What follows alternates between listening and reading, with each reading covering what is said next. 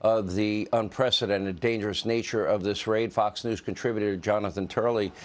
Jonathan, in light of what John is reporting and what we now heard from the president's own attorney, as recently as June, they were communicating. They actually went to Mar-a-Lago. They saw the documents in the box. They requested a padlock be put on that particular room. That request was granted, and they were also offered complete access anytime they wanted it. Why this, then? Well, that's the question. The more we learn, the more confusing this gets. What did they possibly tell Reinhardt? Did they relay this history to the magistrate that, according to these sources, that the president had cooperated? I mean, the idea that he was subject to a subpoena, complied with the subpoena, didn't challenge it, voluntarily showed the storage room to the agents, followed their advice, secured it to meet their demands. All of that is hardly a basis for saying now we need to send in 40 FBI agents on a nighttime raid. I mean, if the subpoena worked the first time, then presumably a second subpoena would work the second time if there were remaining documents that were not gathered up in the first collection.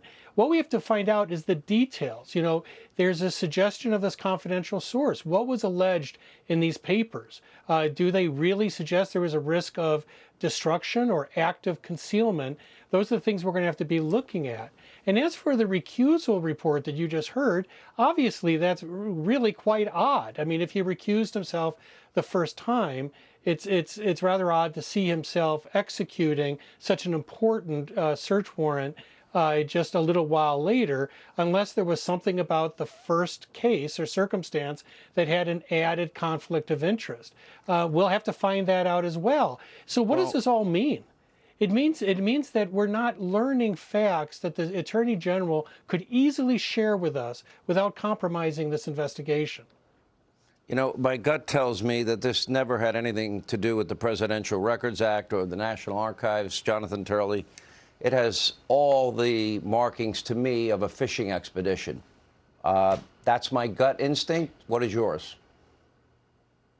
Well, you know, this has been a theory of many people that this was a pretext for gathering January 6th material. If that's the case, it's truly breathtaking, because this is the same agency that has a documented history of misrepresenting facts to judges, falsifying material being given to secure search warrants. If this is a repeat of that conduct, then there will be hell to pay if there's an oversight investigation. Great analysis, as always. You've been on your game, A game, all week. I've been watching. Jonathan Turley, thank you.